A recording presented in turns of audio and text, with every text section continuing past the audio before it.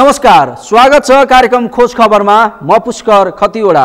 समाजमा भएका हरेक घटनामा हाम्रो नजर, जनताको सूचना पाउने अधिकारको सम्मान हाम्रो अभियान। त्यसैले समुन्नत र समृद्धशाली समाजको यात्रा खोज खबरको अन्तिम अभिष्ट नै गन्तव्य हो। नेपालमा भ्रष्टाचार हुनु नौलो कुरा होइन। बेला बखतमा नेपालमा मूर्ति काण्ड, कार्पेट काण्ड, लाउडा काण्ड, धमिजा काण्ड, क्यान्टोनमेन्ट प्रकरण, अरुण तेस्रो, टनकपुर यति, ओम्नी प्रकरण, चामल काण्ड, आयल निगमको जग्गा खरिद प्रकरण, सुन काण्ड र सेक्युरिटी प्रिन्टिङ प्रेस लगायतका भ्रष्टाचारका प्रकरणहरू सार्वजनिक हुने गरेका छन्। यस अलावा भ्रष्टाचारका कयौं प्रकरण त बाहिर आउन सकेका छैनन्। तर नयाँ बनेको सरकार र नयाँ मन्त्रीहरूले अब भने पञ्चायत कालदेखिका भ्रष्टाचारका फाइल खोल्ने सांसदको रोस्टममा उभिएर बोलेका छन्। तर यसलाई नेपाली राजनीतिलाई नजिकबाट निहाल्नेहरू भने पत्याउँदैनन्। आखिर के छ त्यसको वास्तविकता, हेरौँ यो रिपोर्ट।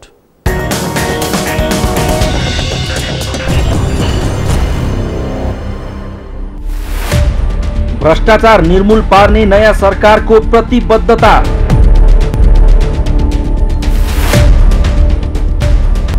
बालुवाटारदेखि ओम्नी काण्डसम्म भ्रष्टाचारका चाङ।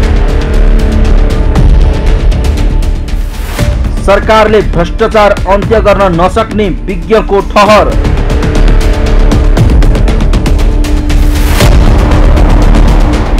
केही दिन अघि अख्तियार दुरुपयोग अनुसन्धान आयोगका तत्कालीन आयुक्त राजनारायण पाठक र नेपाल इन्जिनियरिङ कलेजका तत्कालीन अध्यक्ष लम्बोदर नेउपानेले भ्रष्टाचार गरेको ठहर सहित विशेष अदालतले 3 वर्षको कैदको फैसला सुनायो। कलेजको मुद्दा मिलाउन अख्तियारका तत्कालीन आयुक्त पाठकले नेउपानेसँग घुस लिएको प्रमाणित हुँदा अख्तियार पनि भ्रष्टाचारबाट अछुतो छैन भन्ने प्रमाणित भयो। यस अलावा पनि नेपालमा बेला बखतमा ठूला भ्रष्टाचारका प्रकरण र काण्डहरू सार्वजनिक हुने गरेको छ।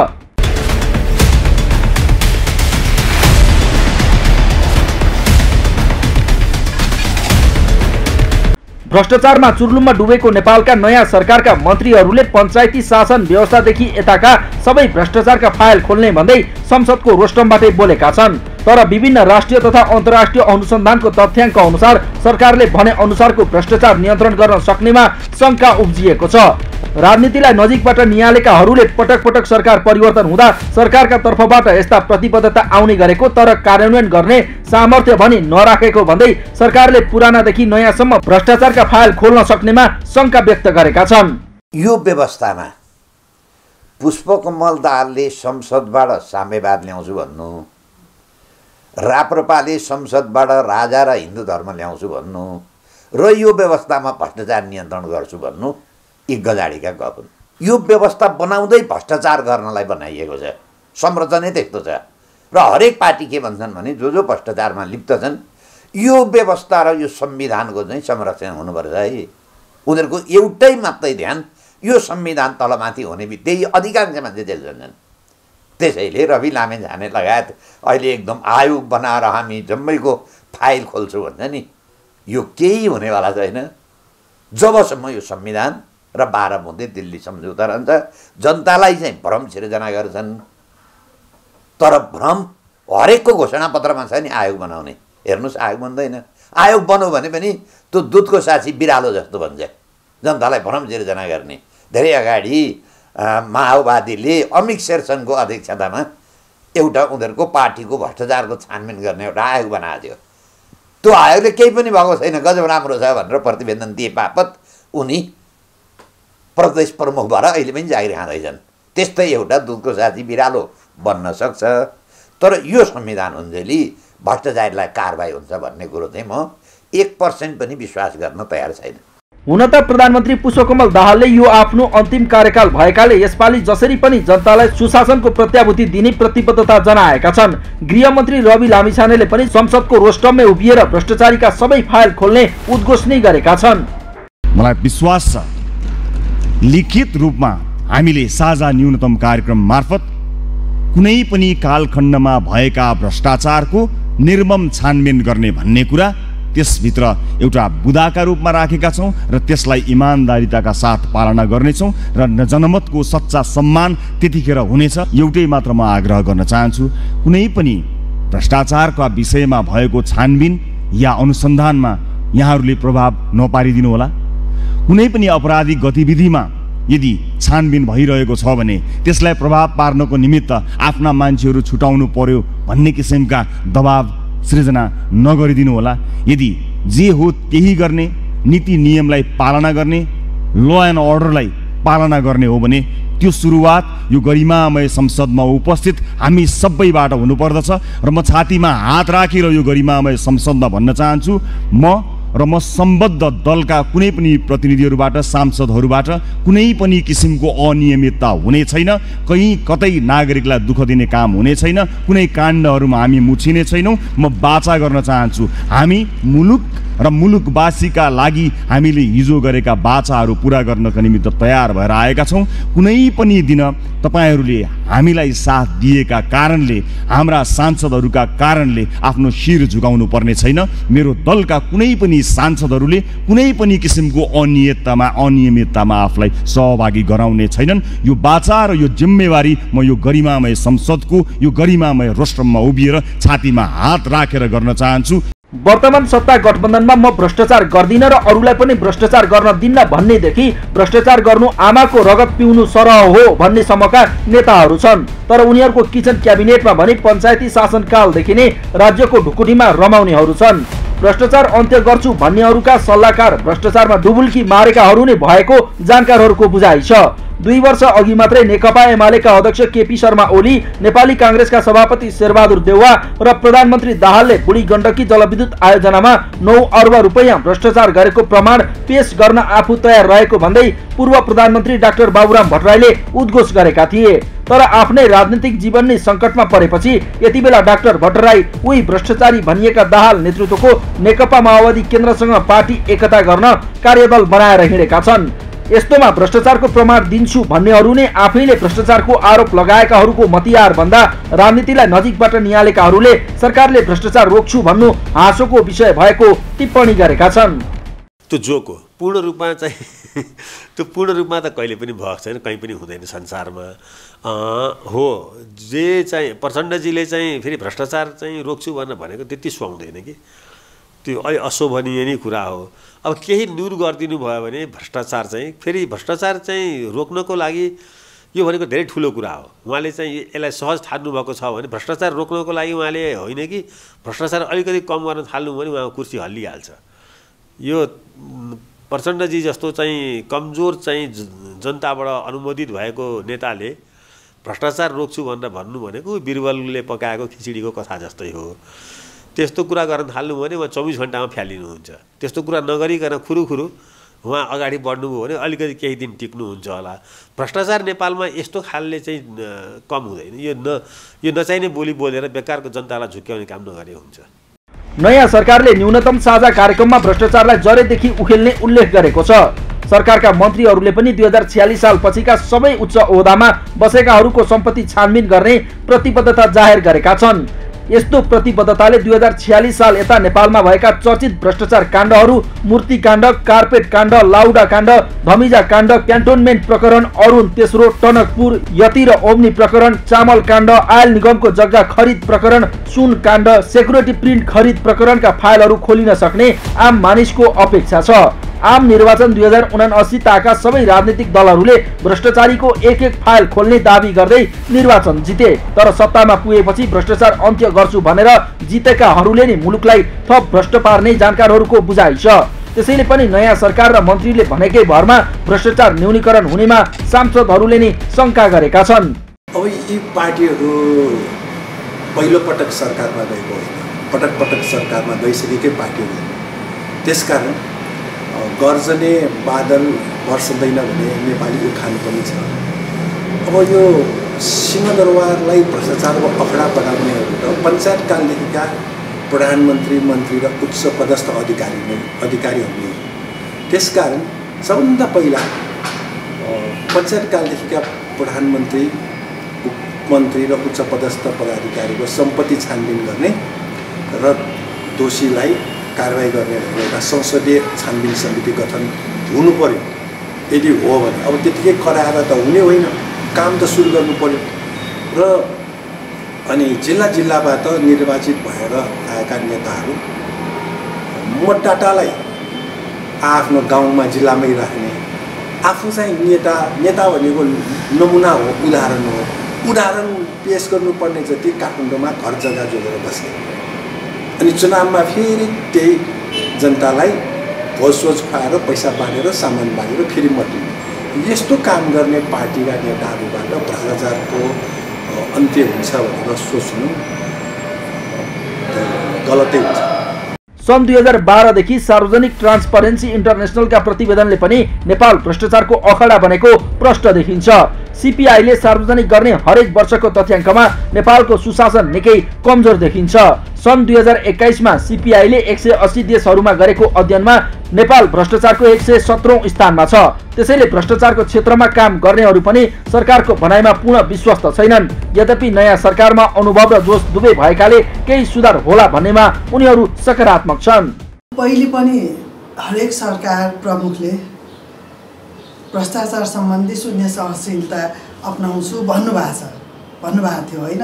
अब त्यो हुँदाखेरि पनि उहाँहरूले चाहिँ अब आफ्नो मातहतका कलिग्सहरूले चाहिँ भ्रष्टाचार गरेको मिडियामा एकदमै उजागर हुँदाखेरि पनि उहाँहरूलाई कारवाही नभएको विगतको इतिहास छ र टिआईको रिपोर्टमा पनि एकदमै निजी स्वार्थको लागि पदीय दुरुपयोग र त्यो गर्नेहरूलाई चाहिँ कारवाही नभएको हुनाले अलिकति सीपीआईको मार्क्स चाहिँ कम भएको छ र हामी नेपाल चाहिँ भ्रष्टाचारग्रस्त मुलुकमा पुगेका छौँ होइन। अब नयाँ सरकार जो आइरहेको छ उहाँहरूले अब भ्रष्टाचार गर्दिन भनेर युवा जमात पनि आउनु भएको छ। प्रधानमन्त्री अहिले तेस्रोपल्ट हुनुभएको छ र उहाँले राम्रोसँग काम गर्छु भन्नुभएको छ। अब त्यति भइसकेपछि हामीले आशा गर्न सक्छौँ र उहाँहरूको काम कारवाहीलाई निगरानी राख्छौँ र हामीलाई आशा छ यङ जेनेरेसनहरू आइसकेपछि र उहाँहरूले भनिसकेपछि अब यो पालि चाहिँ राम्रोसँग सुशासन कायम गरेर भ्रष्टाचार न्यूनीकरण गर्नुहुन्छ भन्ने चाहिँ आशा भरोसा चाहिँ राखेका छौँ हामीले। देशमा भ्रष्टाचार मौलाउँदा धनीहरू झन धनी र गरिबहरू झन्झन गरिब बन्दै गएको तथ्याङ्क सार्वजनिक भएको छ। यस्तोमा दैनिक ज्याला मजदुरी गरेर जीविका चलाउनेहरूको अवस्था झनै खस्कँदो छ। यता अन्तर्राष्ट्रिय समुदायमा समेत नेपाल भ्रष्ट रहेको छवि बनेको छ। त्यसैले जनताको दैनिकी सुधार्न र अन्तर्राष्ट्रिय समुदायमा गुमेको नेपालको छवि बदल्न सरकारले भ्रष्टाचारलाई निर्मूल पार्नुको कुनै विकल्प छैन। खोज खबरका लागि क्यामेरामा लिमबहादुर खत्रीका साथमा यशोदा भण्डारी र अमृत ढकालको रिपोर्ट।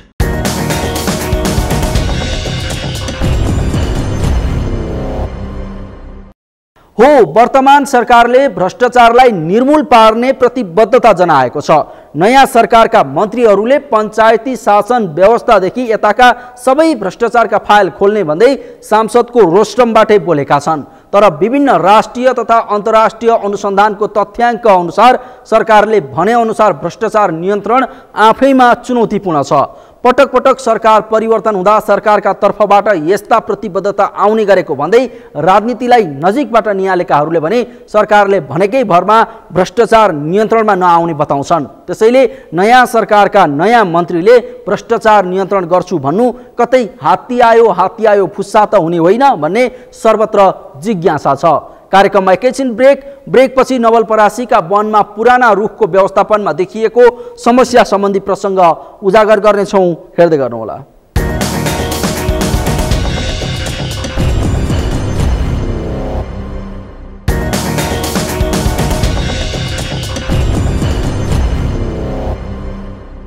ब्रेकपछि स्वागत छ। कार्यक्रम हो खोज खबर। नेपालको धन हरियो वन भन्ने उखान केवल उखानमा मात्रै सीमित हुने अवस्थामा आइपुगेको छ। किनभने नेपालमा बिस्तारै बिस्तारै वनहरू मासिँदै गएका छन् भने भएका वन पनि संरक्षणको अभावमा अतिक्रमित हुन थालेका छन्। हामीले यस विषयमा पटक पटक खबरदारी गरेका छौँ र गरि नै रहनेछौँ। तर आज भने वनकै फरक विषयमा चर्चा गर्नेछौँ। वन नवीकरणीय स्रोत भए पनि यसप्रति राज्यको ध्यान नजाँदा वनमा भएका अधिकांश रुखहरू बुढा रुखहरू कार्बन सञ्चिति कम भई धोद्रो पस्न थालेको छ। तर यस्तो अवस्थामा पनि केन्द्रीय सरकारले वैज्ञानिक वन व्यवस्थापन कार्यविधि खारेजी गरेसँगै ती वनको व्यवस्थापन चुनौतीपूर्ण बनेको छ। के छ त्यसको वास्तविकता, हेरौँ यो रिपोर्ट।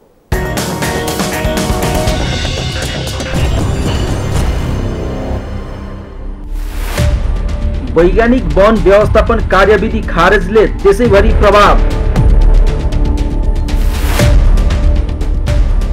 नवलपरासीमा सुकेका रुखको व्यवस्थापनमा समस्या। राज्यको अदूरदर्शी निर्णयले करोडौंको राजस्वमा घाटा।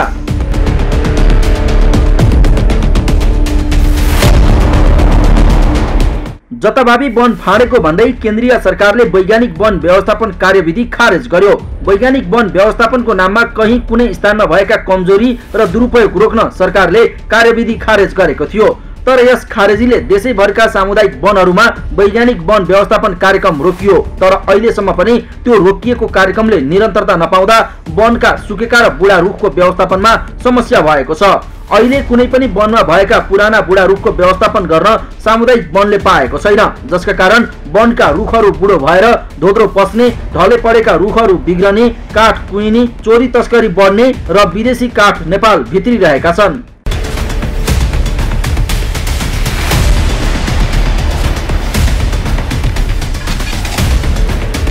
नवलपरासीमा वैज्ञानिक वन व्यवस्थापन कार्यविधि खारेजको असर सबैभन्दा बढी देखिएको छ। यहाँका वनमा कार्यविधि खारेज हुँदा काठको व्यवस्थापन नभएकाले सुकेका रुख र बुढा रुखहरूको व्यवस्थापन हुन सकेको छैन, जसका कारण विदेशका काठ नेपाल आउने र नेपालमा भएका काठ भने वनमा सडिरहेका छन्। यसरी स्वदेशी काठ वनमा सड्ने अवस्था आउँदासम्म सरकारले अदूरदर्शी निर्णय गरेको भन्दै यसको विरोध हुन थालेको छ।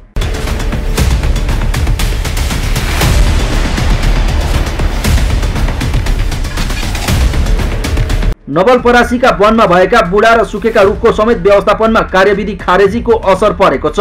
तर अहिले भने लुम्बिनी प्रदेश सरकारले करिब 3 वर्षपछि पुनः फरक नामले सो कार्यक्रमलाई निरन्तरता दिने तयारी गरेको छ। काम एउटै भए पनि नाम फरक पारेर प्रदेश सरकारले वनका काठको व्यवस्थापन गर्ने तयारी गरेको छ। नवलपरासीको कुल वन मध्ये साझेदारी र सामुदायिक वनमा झण्डै 50 देखि 70% रुखहरू बुढो हुँदै धोद्रो पसेर वनको स्वरूप नै बिग्रन थालेको छ। यसले उपभोक्तादेखि राज्यलाई करोडौंको घाटा त भएको छ नै, साथै वन समूहलाई पनि वन व्यवस्थापन गर्न धौधौ परेको छ। यही अवस्थालाई मध्यनजर गर्दै रोकिएको वैज्ञानिक वन व्यवस्थापन कार्यक्रम अब भने फरक नामले निरन्तरता हुन्छ भनेपछि उपभोक्ता समूहहरू खुसी भएका छन्। मन्त्री परिषदले निर्णय गरेर वन वैज्ञानिक कार्यक्रमलाई जे जस्तो अवस्थामा भएको त्यही रोक्ने भनेको कारणले ठूलो नोक्सान भएको छ। एक त काटेको खोलानालामा भएका हिनामिना भएका काठ दाउराहरू सबै नोक्सान भएर गएको छ र वनको नियमित प्रक्रिया अन्तर्गत हामीले कार्ययोजना बनाएर तयार गरेर गर्न स्वीकृति कार्ययोजना अनुसार कामहरू गर्न नपाएर ती कामहरू पेन्डिङ हुँदाखेरिमा उपभोक्ताको लागि काठ दाउरा निष्कासन गर्न पनि पाइएन, वनको संरक्षण सम्वर्धन गर्न पनि पाइएन, थिनिङ गर्न, एक्ल्याउने, पत्ल्याउने, झाडी सरसफाई गर्ने काम पनि गर्न पाइएन। त्यसले गर्दाखेरिमा चाहिँ यो अत्यन्तै गाह्रो उत्पन्न भइरहेको थियो। यसले हाम्रा रहेका कर्मचारी, वन हेरालु, अफिस सञ्चालन गर्नमा पनि आर्थिक समस्या उत्पन्न भएको थियो एकातिर भने, अर्कोतिर आम उपभोक्तालाई चाहिँ नहुने दाउरा अनि काठ उपलब्ध गराउन नपाएर दुःख भएको थियो र वन जङ्गलको स्तर उन्नति हुन सकेको थिएन। र अहिले यो कार्यक्रम योजना आएपछि जब काम सुरु भएपछि ढलापडा रुखहरू आउने अनि अफिस व्यवस्थापन गर्न पाइने, अफिसको खर्च लगाउन पाइने अनि गरिबी न्यूनीकरणको लागि सहयोग पुर्याउने कामहरू भइरहेका छन्। वैज्ञानिक वन व्यवस्थापन कार्यविधि 2071 जुन खारिज गरेको थियो, त्यो खारिज गर्दाखेरि अलिकति सोच विचार नगरिकन खारेज गरेको हुनाले सम्पूर्ण राज्यको राजस्व पनि घाटा, जनता उपभोक्तालाई पनि काठ दाउरा उपलब्ध गराउन नसकिने र धेरै दुःख पाउने र चाहिँ विदेशी काठहरू आयात हुँदाखेरि धेरै पैसाहरू विदेश पनि जाने, यी सबै कुराहरूले गर्दाखेरि धेरै मर्कामा परेको छ। नवलपरासीका वनहरू बाहिरबाट हेर्दा हरियाली त देखिन्छ, तर वन भित्रका पुराना र सुकेका रुखको व्यवस्थापन हुन नसक्दा राज्यलाई भने करोडौंको राजस्व घाटा भइरहेको छ।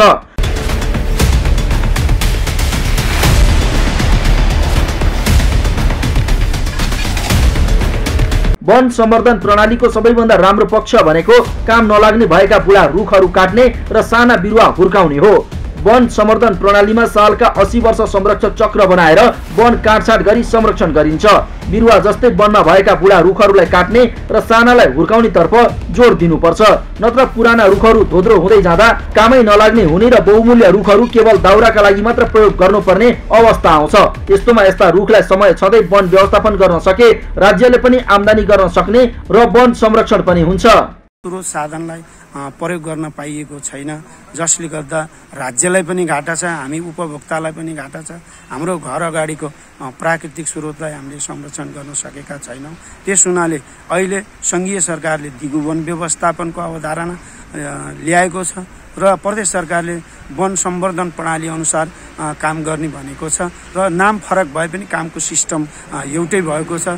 यो तेरो र मेरो नभनिकन वनलाई उचित व्यवस्थापन गरेर उपभोक्ताहरूको हक अधिकारलाई पनि सुरक्षित गर्दै उपभोक्तालाई उपभोग गर्न दिनुपर्ने र राज्यमा हाम्रो अहिले राष्ट्रमा आर्थिक सङ्कट परेको छ, जुन आर्थिक सङ्कटलाई पनि हल गर्नलाई हाम्रा प्राकृतिक स्रोतका ती गुलिया दाउरा यी कुहिरहेका छन्, यिनलाई व्यवस्थापन गरेर राज्यको कोषमा पनि ल्याउन जरुरी छ। सरकारले वैज्ञानिक वन व्यवस्थापन कार्यविधि खारेज गर्दा वनको काठको व्यवस्थापन हुने काम रोकिँदा एकातिर बजारमा काठ र दाउराको अभाव हुने गरेको छ भने अर्कोतिर चोरी तस्करी पनि बढेको छ। धोद्रो परेका बुढा रुखहरूको कारण वरिपरि सासाना बिरुवाहरू पनि बढ्न नसक्दा वनको व्यवस्थापन गर्ने गरी बनेको रेड प्लस रणनीति 2075 लाई नाम फेरेर लुम्बिनी प्रदेशले वन सम्वर्धन प्रणाली 2079 सञ्चालनमा आएको डिभिजन वन कार्यालय नवलपरासीले जनाएको छ।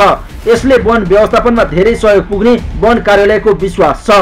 क्रियाकलापहरू भित्र जसरी हामीले चाहिँ बुढा रुखहरू काट्ने र त्यो ठाउँमा नयाँ रिजेनेरेसनहरू उमार्ने र त्यसलाई चाहिँ विभिन्न वन सम्वर्धनका क्रियाकलापहरू थिनिङ पुर्निङ लगायत वृक्षारोपण अनेक क्रियाकलापहरू हामी गरेर वन हुर्काउने गर्थ्यौँ। त्यसमा पनि यो सम्वर्धन प्रणाली लागू भएको ठाउँ गर्ने क्रियाकलापहरू एउटै हो। यो दुईटै प्रणालीबाट जे भनेर गरे पनि यसबाट समग्रमा राज्यलाई पनि फाइदा हुन्छ। कसरी फाइदा हुन्छ भने एउटा त्यहाँ रोजगारीको सिर्जना हुन्छ र बजारमा ठुलो मात्रामा चाहिँ काठहरूको चाहिँ आपूर्ति हुन्छ।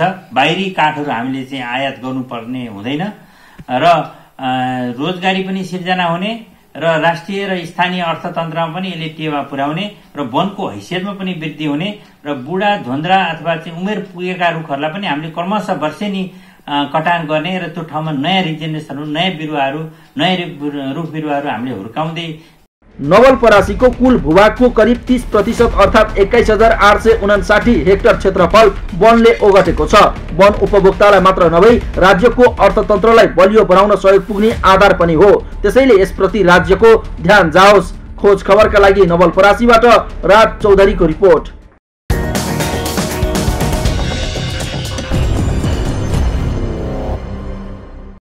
हो जथाभावी वन फाँडेको भन्दै केन्द्रीय सरकारले वैज्ञानिक वन व्यवस्थापन कार्यविधि खारेज गर्दा देशभरिकै सामुदायिक वनहरूमा यसको असर परेको छ, जसका कारण धोद्रो परेको बुढा रुखहरू व्यवस्थापनमा चुनौती थपिएको छ भने वरिपरि भएका ससाना बिरुवाहरू पनि बढ्न सकेका छैनन्।